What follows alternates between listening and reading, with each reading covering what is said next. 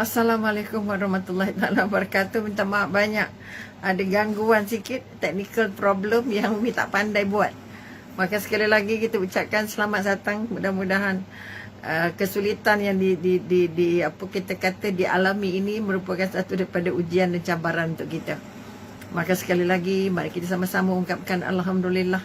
Mudah-mudahan dengan alhamdulillah kita itu akan menjadikan kita lebih bahagia untuk menjalani kehidupan. Juga kita ungkapkan Allahumma salli ala sayyidina Muhammad atas apa yang sudah dikorbankan untuk kita, sehingga kita layak menjadi apa yang dikatakan hamba Allah, khalifah Allah, dan menjadi pengikut Rasulullah untuk layak mendapat syafaatnya.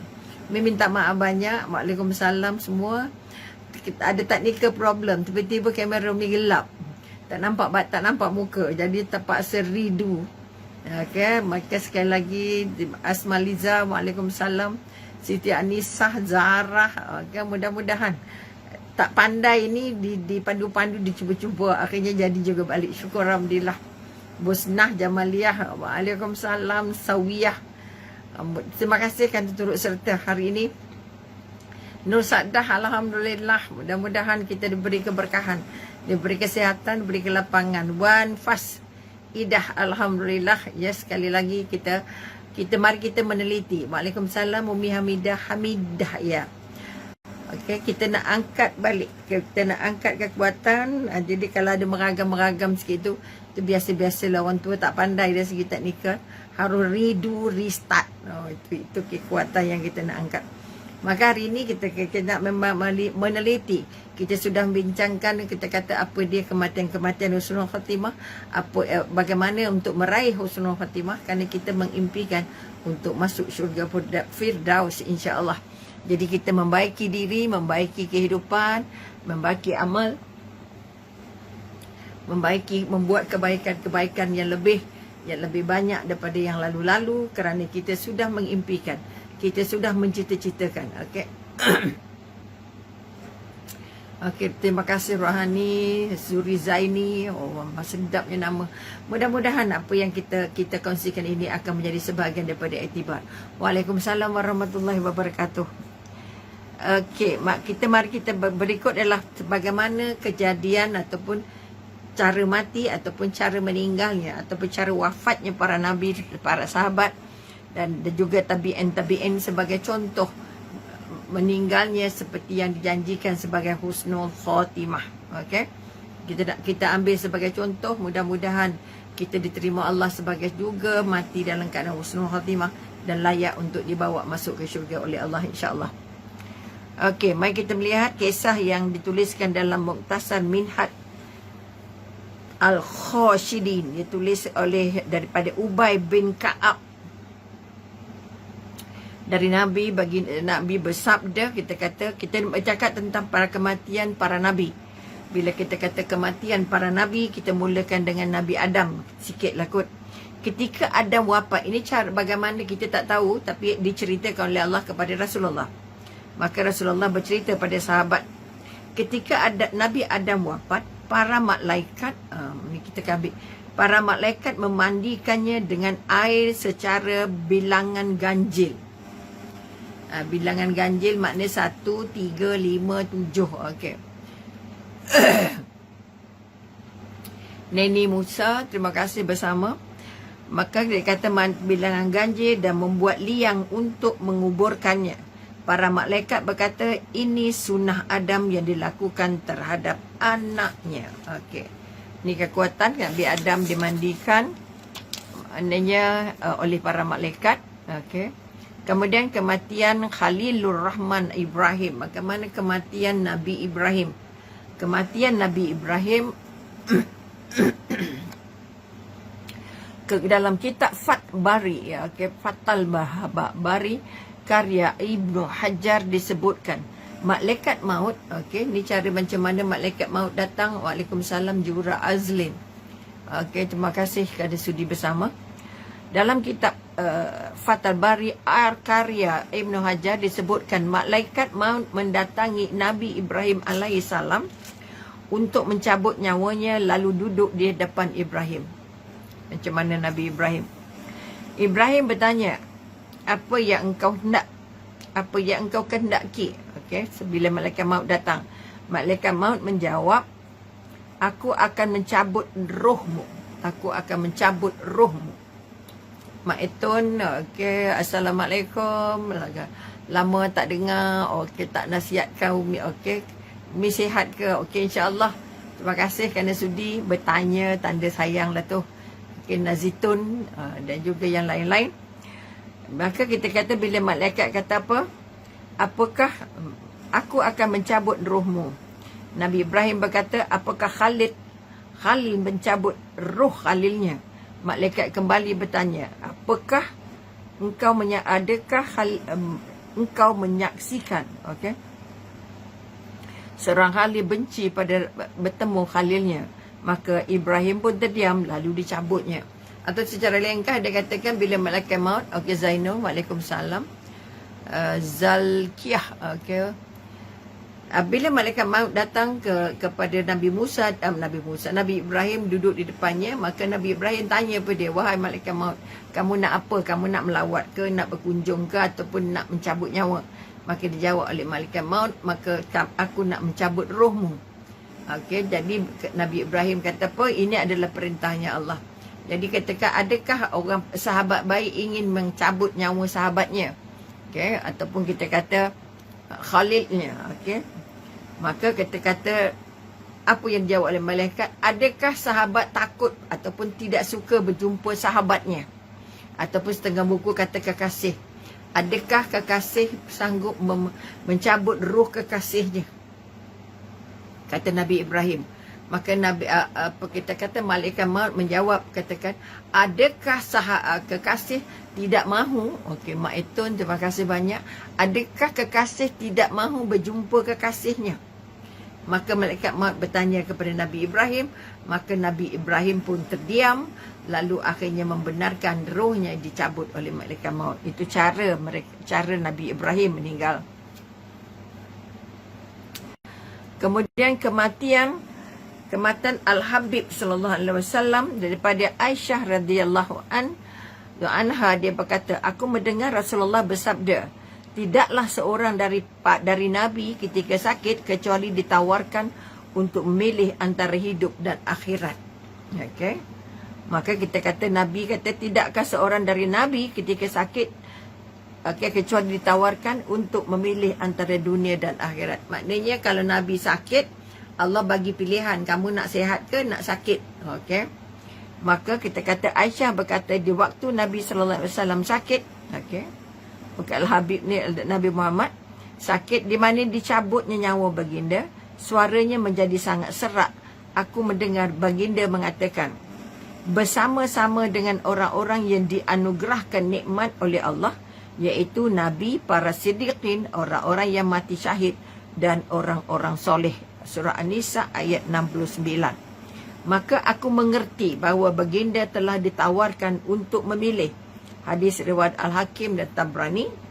Dan diriwayatkan oleh Anas radhiyallahu ketika keadaan Nabi sallallahu alaihi wasallam terasa berat, keberatan itu menimpa Nabi sedikit demi sedikit. Ni Nabi rasa berat ni, jangan main-main. Kita tak tahu macam mana beratnya, okey?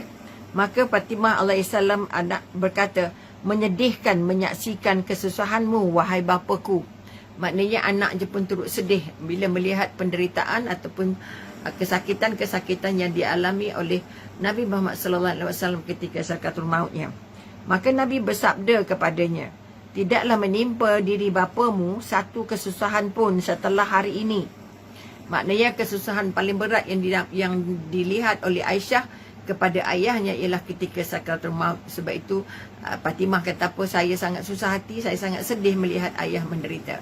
Maka mendengar jawapan, mendengar apa kita kata apa yang diungkapkan oleh putrinya, maka Nabi bersabda, tidaklah menimpa diri bapamu ini satu kesusahan pun setelah hari ini. Maknanya bila Nabi memilih untuk akhirat, maka lepas hari ini aku tak susah dah. Ini contohnya lah. Ketika Nabi meninggal, Fatimah berkata, wahai ayah, ayah memenuhi Tuhan yang memanggilnya. Wahai ayah, ayah kembali. Wahai ayah.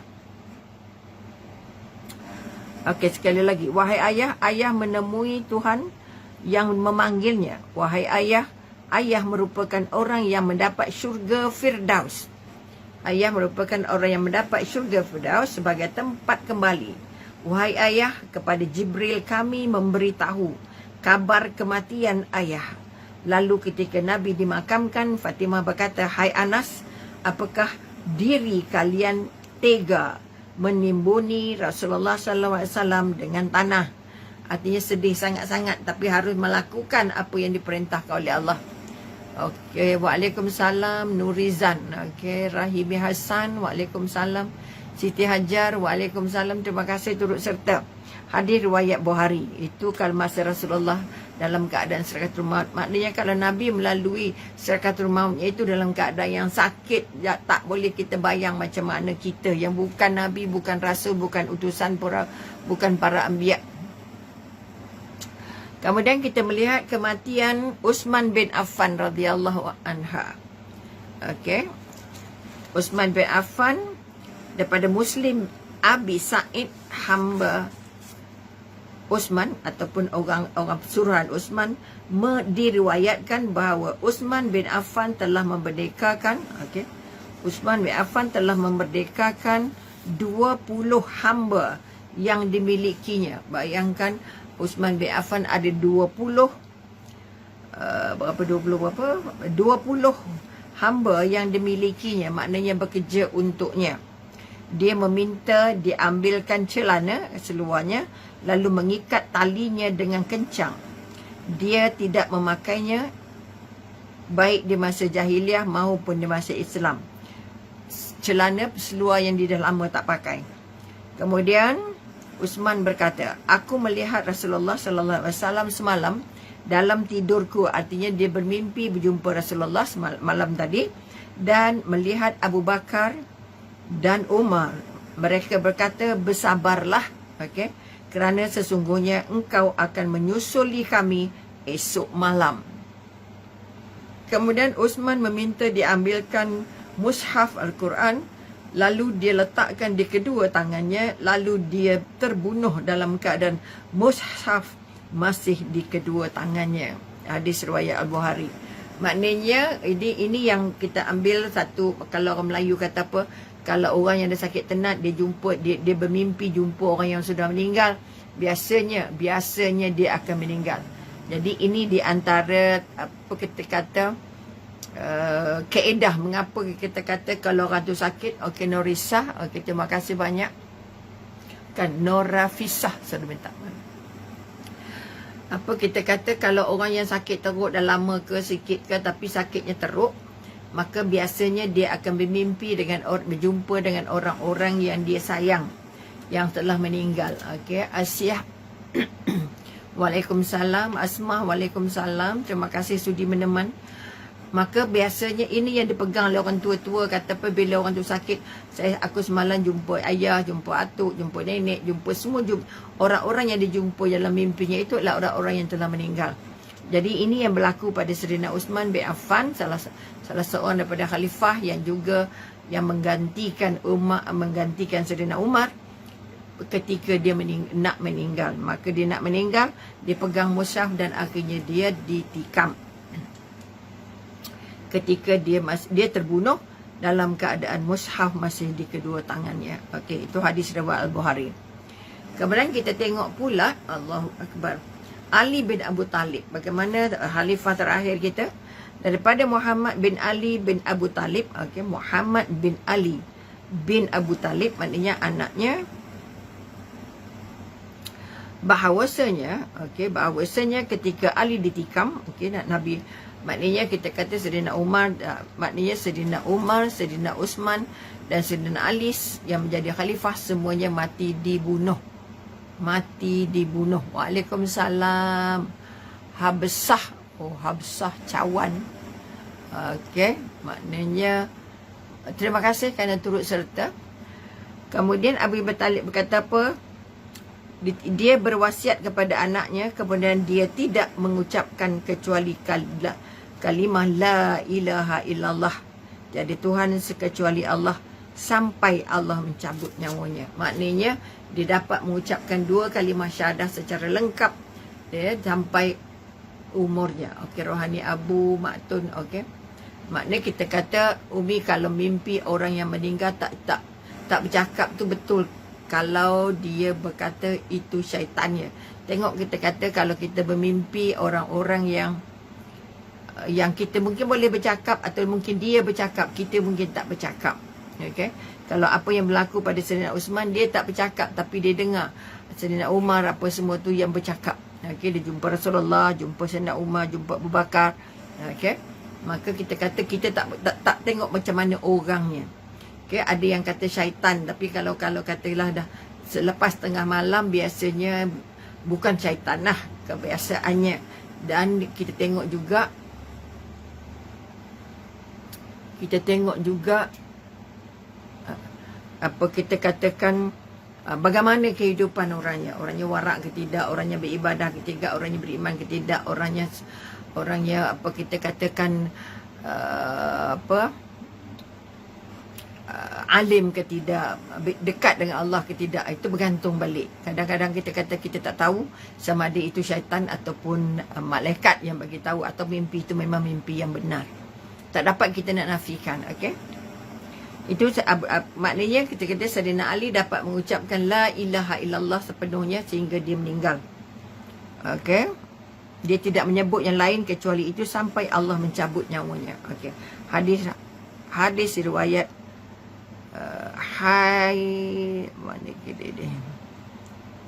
Haisami. Okey, kemudian Sa'ad bin Abi Waqqas, ini salah seorang daripada sahabat Rasulullah yang sangat-sangat apa kita kata makbul doanya.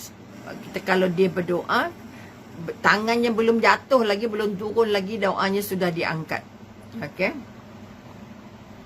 Sa'ad bin Abi Waqqas daripada Abu Syihab Az-Zuhri diriwayatkan bahawa Sa'ad bin Abi Waqqas ketika kematian datang menjemputnya, dia meminta diambilkan jubah lamanya yang terbuat dari bulu. Lalu dia berkata, kapankan aku dengan jubah ini? Kerana aku menggunakannya ketika memerangi kaum musyrik waktu perang Badar. Hanya saja aku terus menyimpannya untuk hari ini. Okey, maknanya dia pakai balik jubah dia yang dia bawa untuk perang Badar. Okay, setengah orang dia kata, pakaikan aku jubah ini, pakaikan aku serban ini, sebab ini serban beri dari Mekah katanya. Okey, Nani Yusuf, terima kasih banyak. Waalaikumsalam. Kemudian dari Mushab bin Sa'ad bahawa dia berkata, ayahku meletakkan, ini cerita, masih lagi bercerita tentang Sa'ad bin Abi Waqqas. Ayahku meletakkan kepalanya di kamarku saat ajal menjemput. Kerananya aku menangis. Ayah lalu mengangkat kepalanya dan menghadapku sambil berkata, wahai anakku, apa yang membuat kamu menangis? Aku menjawab, kerana tempatmu dan apa yang kusaksikan darimu. Sa'ad berkata, jangan engkau menangis, kerana sesungguhnya Allah tidak akan mengazabku untuk selamanya, dan sesungguhnya aku termasuk penghuni syurga. Ini sahabat-sahabat yang sudah dijanjikan Allah syurga. Maka cara meninggal mereka tidaklah begitu sulit. Dan Az-Zahabi berkata, itu benar demi Allah, maka ucapan selamat untuknya. Kemudian kita kata kematian dan para sahabat pula. Okey, selamat datang kematian, selamat datang daripada Amr bin Qais bahawa Mu'az bin Jabbar, ini juga sahabat. Okey, ketika maut dia berkata, okey, lihatlah apakah kita telah berada di pagi hari. Ini kadang-kadang kita bila nak meninggal, kita mungkin tak berapa sedar kan. Amr berkata, dikatakan belum pagi sampai saatnya. Okey, maka dikatakan kepadanya, engkau telah berada di pagi hari. Dia pun tak perasan sama ada pagi ataupun malam. Mu'az berkata, aku berlindung kepada Allah dari malam pagi ini sampai neraka. Selamat datang kematian, selamat datang pengunjung yang jarang datang. Okey, kekasih Allah, okey, datang bersama kematian. Duhai Allah, engkau mengetahui bahawa sungguh aku takut kepadamu, namun sekarang ini aku mengharapkanmu. Dua perkataan, dua bahasa Dua perasaan yang paling penting untuk kita dalam menghadapi sakratul maut. Dulu kita pernah bincangkan bahawa setiap yang merasa takut berjumpa dengan Allah dan sangat mengharap kepada Allah, maka kebanyakannya diringankan siksaannya. Okey. Jadi pertama kita takut nak jumpa dengan Allah, kedua kita mengharap pertemuan itu pertemuan yang membahagiakan. Maka duhai Allah, engkau mengetahui bahawa sesungguhnya aku tidak mencintai dunia dan hidup lama di dalamnya untuk menggali sungai atau menanam pokok, tetapi untuk dahaga ataupun puasa, untuk berpuasa di waktu panas sekali dan menahan derita, berjam-jam solat malam di waktu malam musim dingin dan berdesak-desak dengan para ulama di musim di majlis zikir. Maknanya apa yang kata saya tak sibuk tanam pokok, tak sibuk tanam kurma, Mi. Okay, waalaikumsalam Umi. Okey. Maknanya kita siapa lagi tu? Rokiah. Okay, waalaikumsalam Rokiah. Maka dia kata apa? Aku tak sibuk tanam pokok, tapi aku sibuk untuk ibadah. Okey. Aku sibuk, dikatakan apa? Aku sibuk berpuasa walaupun di musim panas. Musim panas di Mekah sampai 50 sentigrade. Artinya memang benar-benar panas. Maka di ketika panas itulah saat Abu Waqqas terus berpuasa. Okey. Kemudian dikatakan dan bermalamnya. Bermalamnya bermakna dia tidak tidur. Kemudian kita kata menahan derita. Menahan derita berjam-jam. Bermaknanya menahan rasa penat berjam-jam untuk solat malam. Kemudian bersesak-sesak dalam majlis zikir. Maka para sahabat ini selain daripada berjuang untuk membantu Nabi, mereka juga sibuk untuk menjalankan ibadah untuk mereka sendiri. Okey. Kemudian siapa lagi? Daripada Sa'id bin Abdul Aziz berkata, ini cerita Bilal pula. Bilal, okey, Bilal merupakan satu-satunya hamba yang diangkat namanya hingga hari ini. Okey. Apa yang dikatakan oleh Bilal? Esok kami bersua dengan orang-orang yang tercinta. Okey. Aku akan berjumpa esok, aku akan berjumpa dengan orang-orang yang aku cinta, Muhammad dan pengikut-pengikutnya. Maknanya dia sudah merasa mendapat bau dia akan meninggal, diberi ilham. Daripada Sa'id bin Abdul Aziz, Bilal berkata, ketika kematian menjemput, apa yang Bilal kata? Esok kami bersua dengan orang-orang tercinta, dan Muhammad dan juga pengikutnya. Sa'id berkata, isterinya mengatakan keduanya sedih bertemu dengannya. Sa'id berkata, Bilal berkata kedua-duanya senang bertemu dengannya. Artinya yang nak meninggal itu memang rasa sangat bahagia kerana dia meyakini, dia merasakan bahawa dengan proses meninggal dia akan berjumpa dengan orang yang paling dia sayang, iaitu Rasulullah dan sahabat-sahabat yang lain. Okey. Sebab kita hadis riwayat Ahmad. Kemudian dari Sa'ad bin Abi Waqqas menceritakan bahawa Abdullah bin Jahsi berkata kepadanya waktu perang Uhud, tidakkah kalian hendak berdoa kepada Allah? Maka mereka menyisih ke satu bahagian. Lalu Abdullah bin Jahsi berdoa, wahai Tuhanku, apabila esok aku bertemu musuh, okey, maka pertemukan aku dengan musuh yang sangat kuat dan sangat bengis. Lalu aku melawannya dan dia membunuhku. Kemudian dia membawaku, memutuskan hidung dan telingaku. Maknanya nak meninggal, tapi nak meninggal dalam keadaan sebagai pejuang, tak nak meninggal takatil. Sehingga ketika aku bertemu mu esok, dia tahu dia akan mati syahid dalam peperangan. Engkau berfirman, hai Abdullah, siapa yang memutus hidung dan telingamu sanggup bercakap, kalau boleh potong hidung, potong telinga pun tak apa. Maka aku akan mengatakan, di jalanmu dan di jalan Rasulmu. Lalu engkau mengatakan, engkau benar. Sa'ad berkata, sesungguhnya aku telah melihat di penghujung siang bahawa hidung dan telingaku tergantung di seutas tali. Makanya dia mati syahid, matinya dah dia bayangkan dah. Ini yang kita katakan orang yang dapat husnul khatimah ni, ya Allah. Okey. Syukur, alhamdulillah. Okey. nampak tangan kerja membatasi segalanya. Okey, maka kita bangun balik kekuatan. Keempat, kita kata kematian Ja'far, terbang bersama malaikat di syurga. Oh, hebatnya. Dalam perang Mu'tah, Ja'far gugur dan 3,000 pahlawan.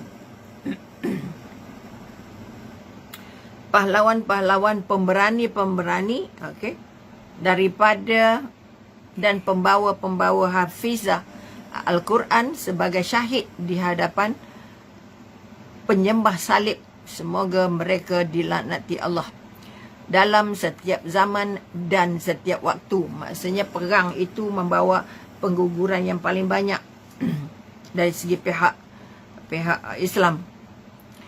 Kaum muslimin berperang melawan mereka. Zaid bin Harisah, anak angkat Rasulullah, berperang sambil membawa panji Rasulullah SAW hingga meninggal di hujung tombak musuh. Kemudian Ja'far mengambil alih panji itu, berperang melawan musuh sampai terbunuh. Maknanya berperang juga, maknanya mereka Ja'far dan juga Zaid bin Harisah, anak angkatnya Rasulullah, juga meninggal sebagai syahid ataupun kita kata husnul khatimah dalam peperangan.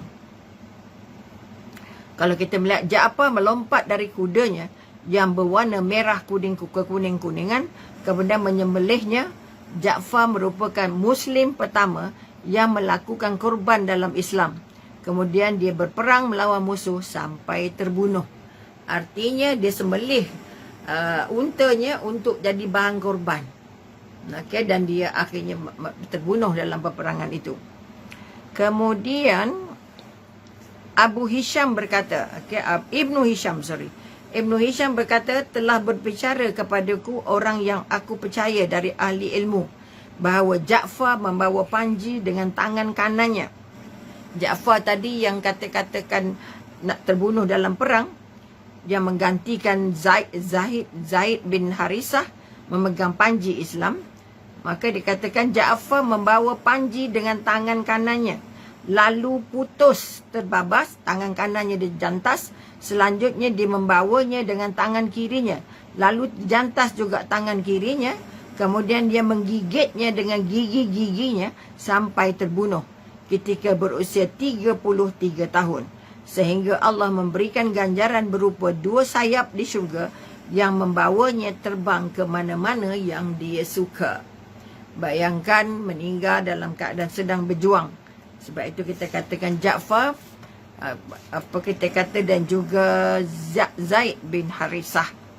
Dan dari Nafi bahawa Ibnu Umar memberitahu kepadanya, aku berdiri di hadapan Ja'far ketika itu. Ini orang lain yang menyaksikan macam mana kematian Ja'far. Dia telah terbunuh, lalu aku hitung terdapat 50 tumbakan atau tusukan luka yang tidak ada luka sama sekali di belakang tubuhnya, yakninya punggungnya. Artinya ditikam dengan tombak dan lembing dan panah. Dan dari Ibnu Abbas, dia berkata, Rasulullah sallallahu alaihi wasallam bersabda, aku masuk ke syurga malam tadi, aku melihat Ja'far yang terbang bersama para malaikat dan Hamzah yang terbaring di pembaringan. Maknanya mereka mendapat layanan paling istimewa daripada Allah. Dari Ibnu Umar, apabila dia mengucapkan salam kepada pada Ibnu Ja'far, pada anaknya, maka dia berkata, Assalamualaikum ya Ibna Zail Jannanin. Semoga berdamailah atasmu, wahai anak daripada orang yang bersayap 2. Artinya Allah jadikan dia bersayap sehingga dia dapat berterbangan di dalam syurga. Kemudian Ibnu Katsir mengatakan, kerana sesungguhnya Allah menggantikan kedua tangannya dengan sayap di syurga. Sebab Ja'far tadi memegang panji Islam, berjuang bila dipegang menggantikan Zaid bin Harisah, dipegangnya panji-panji atau pendera itu dengan tangan kanannya dijantas, kemudian dipegang dengan tangan kirinya juga dijantas, dan akhirnya dipegang dengan giginya sehingga terus berjuang sehingga meninggal. Okey. Hari ini kami bersua dengan kekasih kami Muhammad sallallahu alaihi wasallam Dan inilah akhir bahagia bagi sahabat Ammar bin Yasir radhiyallahu anhu yang Nabi memberi kesaksian bahawa syurga merindunya. Ingat Ammar bin Yasir, okay, yang kita Sumayyah, okay, yang isterinya terbunuh dan mereka juga dapat janji syurga dari Allah. Sesungguhnya Nabi bersabda, sesungguhnya syurga sangat merindukan kepada 3 orang, Ali, Ammar dan Salman. Okay, Ali, Ammar dan Salman. Daripada Abu Bahtari, dia berkata, Ammar berkata, daripada perang Siffin, berikanlah kepadaku minuman susu. Okay, Abu Bahtari berkata, lalu dia minum. Kemudian dia berkata, Rasulullah SAW pernah bersabda, sesungguhnya akhir minuman yang engkau minum di dunia adalah minuman susu. Artinya dia sempat minum. Kemudian Ammar pergi perang lalu terbunuh. Maknanya diminum dulu. Ini ceritanya berbalik. Sekejap cerita meninggal dulu, kemudian cerita dia berperang, kemudian balik. Akhirnya baru cerita membunuh. Kemudian Ammar pergi berperang lalu terbunuh. Hadis riwayat Tirmizi. Dan dari Az-Zuhri, dari bapanya, dari orang-orang bicara kepadanya, okey, dia mendengar Ammar mengatakan waktu perang Siffin, syurga-syurga telah dekat. Ni orang yang nak mati-mati syahid nampak syurga depan mata dah. Bidadari-bidadari siap dikawinkan. Hari ini kami bersua kekasih kami Nabi Muhammad sallallahu alaihi wasallam. Maknanya pada yang berperang selepas kewafatan Nabi Muhammad sallallahu alaihi wasallam, semuanya mengimpikan untuk masuk syurga, untuk berjumpa dengan Rasulullah. Waalaikumsalam Siti Aisyah dan juga yang lain-lain. Terima kasih turut serta. Kemudian kita katakan daripada Asma bin Yazid, okey, bin As-Sakan, dia berkata ketika Sa'ad bin Mu'az wafat, ibunya menjerit, maka Rasulullah SAW bersabda, tidaklah berhenti air matamu dan hilangkanlah sedih. Tidakkah berhenti air matamu dan hilang sedihmu bahawa anakmu merupakan orang pertama yang kerananya Allah tertawa dan bergetar arasnya. Maknanya kita katakan Sa'ad bin Mu'az merupakan orang yang menyebabkan Allah ketawa ketika dia masuk ke syurga.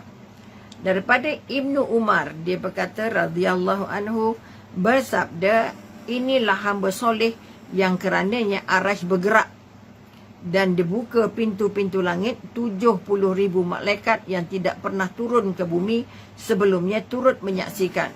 Dia dihimpit dengan satu himpitan lalu dilepaskan himpitan itu darinya, yakni Sa'ad.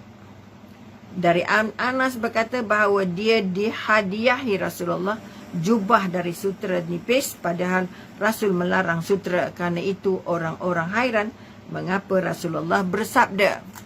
Ini cerita sahabat yang meninggal. Demi zatku yang jiwa Muhammad di tangannya, sesungguhnya sapu tangan Sa'ad bin Mu'az di syurga lebih bagus dari itu. Imam Nawawi rahimahumullah berkata, para ulama berpendapat hal tersebut merupakan isyarat kepada ketinggian derajat Sa'ad bin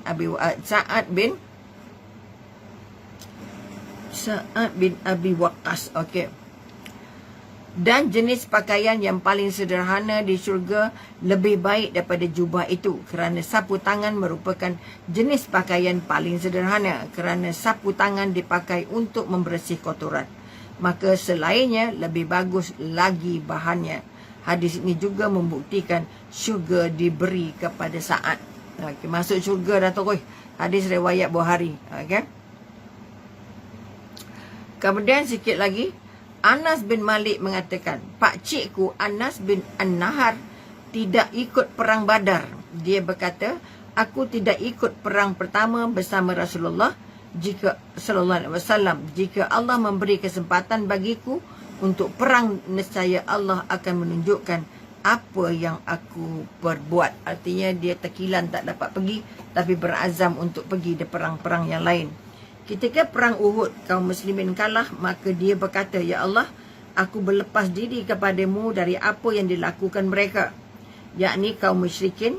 Dan aku meminta maaf kepadamu daripada apa yang dilakukan oleh mereka, yakni kaum muslimin. Kemudian dia berjalan dengan membawa pedangnya dan bertemu Sa'ad bin Mu'adz. Dia berkata, hai Sa'ad, demi Allah sesungguhnya aku mencium bau syurga.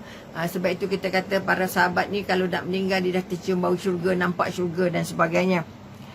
Okey, sebab itu kita kena baca banyak tentang syurga, tentang neraka, supaya gambaran dalam syurga itu benar-benar lekat dalam kepala kita. Nabi menghuraikan syurga itu kepada sahabat sedetail-detailnya.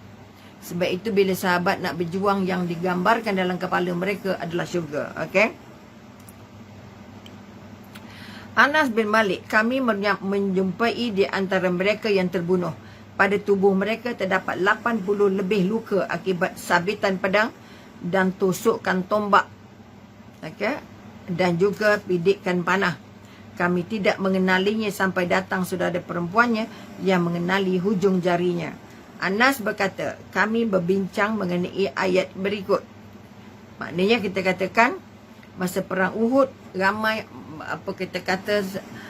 sahabat-sahabat yang meninggalnya dalam keadaan yang sangat mengerikan kerana demi berjuang kerana Allah. Okey. Di antara orang mukmin itu ada orang-orang yang menepati apa yang mereka janjikan kepada Allah. Okey. Maka di antara mereka ada yang gugur dan di antara mereka ada pula yang menunggu-nunggu, dari mereka sedikit pun tidak berubah janjinya. Al-Ahzab ayat 23. Maka kemarin itu kita katakan kalau sahabat berjanji nak mati syahid, kalau perang pertama dia tak mati, dia akan menyimpan janjinya itu hingga perang-perang seterusnya. Sebab itu kita katakan mereka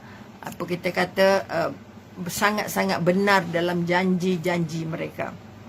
Kemudian kita kata daripada Jabir bin Abdullah, dia berkata ketika Abdullah bin Amir bin Haram terbunuh ketika perang Uhud, Rasulullah bersabda, hai Jabir, mahukah kamu aku beritahu apa yang difirmankan Allah Azza wa Jalla kepada bapamu? Aku menjawab, mahu. Rasulullah bersabda, tidaklah Allah berbicara kepada seorang kecuali dari balik hijab.